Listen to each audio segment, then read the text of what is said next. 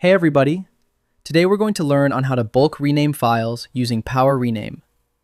This integrates a powerful advanced renaming extension directly into your File Explorer right-click menu, allowing you to instantly swap text strings, add numbering, or change file extensions across thousands of items at once. First, click the Start button, type PowerToys, and select PowerToys Settings. Look at the navigation sidebar menu. Click File Management tab and click on PowerRename. Locate the toggle switch at the very top explicitly labeled Enable PowerRename and click it to flip it completely on.